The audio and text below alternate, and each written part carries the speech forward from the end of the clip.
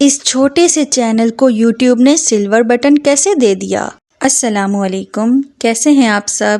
آپ کو ناول کیسا لگ رہا ہے؟ اگر آپ کو سٹوری سمجھ نہیں آ رہی تو پلیز فرسٹ ایپیسوڈ سے دیکھنا شروع کریں، یقیناً آپ کو ناول پسند آئے گا۔ یہاں بات ہو رہی تھی سلور پلے بٹن کی، تو رکیے، یہ میرے دوسرے چینل کا ریوارڈ ہے۔ میرا وہ اینیمیشن چینل ہے جس میں مجھے یوٹیوب کی طرف سے سلور پلے بٹن ملا تھا۔ اس پر لکھا ہوا نام آپ پڑھ سکتے ہیں۔ مجھے ناول پڑھنا بھی بہت اچھا لگتا ہے، اس لیے میں نے خود سے ایک ناول لکھنے کی کوشش کی۔ کیسی لگ رہی ہے سٹوری، آپ مجھے ضرور بتائیں۔ چلیے اب بڑھتے ہیں ناول کی طرف۔ وہ سر، میری بیوی کی طبیعت خراب تھی تو اسے ڈاکٹر کے پاس لے کر جانا تھا۔ کیا کروں سر، سرکاری ہسپتالوں میں باری بھی اتنی دیر سے آتی ہے۔ پورا دن میں تو ہسپتال میں ہی رہا، غریب کو تو کوئی پوچھتا ہی نہیں ہے۔ ہماری زندگی بھی کوئی زندگی ہے۔ پیون نے گلوکیر لہجے میں ہر بار کی طرح اپنی دکھی داستان سنائی۔ ٹھیک ہے، کوئی بات نہیں۔ طلال کے کہنے پر پیون دل میں شکر ادا کرتا ہوا واپس ہو لیا، ورنہ آج تو اس کی چھٹی ہو جاتی، کیونکہ باس کام میں سستی برداشت نہیں کرتے تھے۔ جانتے ہو موسیٰ، سب سے بڑی بیماری کیا ہے؟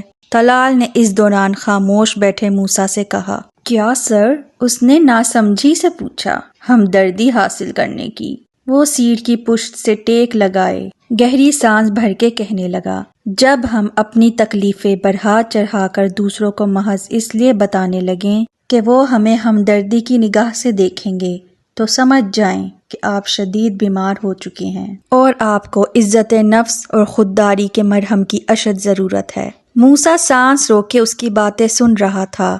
وہ تو سمجھتا تھا کہ باس کو معلوم نہیں ہوتا کہ کون اس سے جھوٹ بول کر بہانے بنا رہا ہے، لیکن باس کو تو سب کے سچ اور جھوٹ سمجھ میں آ رہے تھے۔ وہ صرف دانستہ طور پر اگنور کر رہا تھا، اسی لیے شاید وہ اس سیٹ کا اہل تھا۔ موسیٰ، ڈیزائن پر کام جلد سے جلد شروع کریں تاکہ پروجیکٹ آگے بڑھ سکے۔ یس سر۔ اچانک اسے دیکھتے ہوئے طلال کے ذہن میں ایک خیال کوندا۔ Are you married? نو سر۔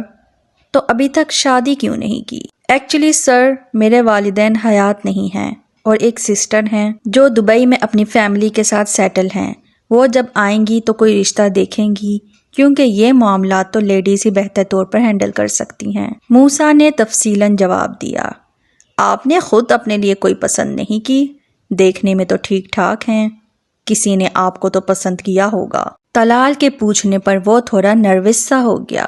نہیں سر، کسی کو پسند کرنے کا موقع ہی نہیں ملا، بس ہمیشہ اپنے کام سے کام ہی رکھا ہے۔ موسیٰ ذرا ہچکچاتے ہوئے بتانے لگا تو طلال نے پتلیاں سکوڑ کر اسے دیکھا۔ اس کے لہجے میں سچائی کا عنصر نمایاں تھا۔ لائف پارٹنر میں کس طرح کی کوالٹیز دیکھنا چاہتے ہیں؟ کچھ زیادہ نہیں، بس میرے ساتھ مخلص ہو۔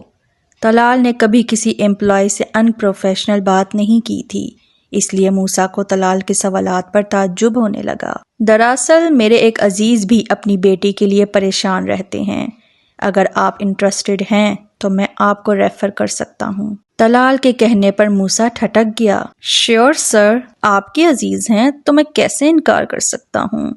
کچھ دیر بعد موسیٰ کچھ کہنے کے قابل ہوا۔ ٹھیک ہے، پھر میں ان سے بات کرتا ہوں، اگر وہ چاہیں گے تو آپ سے ملاقات کر لیں گے، ادروائز اس بات کو یہیں ختم سمجھیں۔ طلال نے گمبھیر لہجے میں کہہ کر بات ختم کی۔ موسیٰ کے جانے کے کچھ دیر تک طلال نے کچھ سوچ کر ظفر صاحب کا نمبر ڈائل کیا۔ السلام علیکم انکل، کیسے ہیں؟ میں بھی ٹھیک ہوں۔ دراصل آپ سے ایک بات کرنا تھی۔ پہلے میں آپ کے گھر کے معاملات میں مداخلت کرنے پر معذرت چاہتا ہوں، چونکہ آپ میرے محسن ہیں، آپ کی پریشانی میری پریشانی ہے، اس لیے میں یہ بات کرنے پر مجبور ہو گیا ہوں۔ تم میرے بیٹے ہو، جو بات کرنی ہے بلا جھجک کرو۔ طلال کے تمہید باندھنے پر ظفر صاحب نے اس کا حوصلہ بڑھایا۔ آپ سن رہے تھے اداس آنگن کی قسط نمبر 25۔ آپ کو اس کے کردار اور کہانی کیسی لگ رہی ہے ضرور بتائیں۔ ملتے ہیں نیکسٹ ناول بلاگ میں۔ اللہ حافظ۔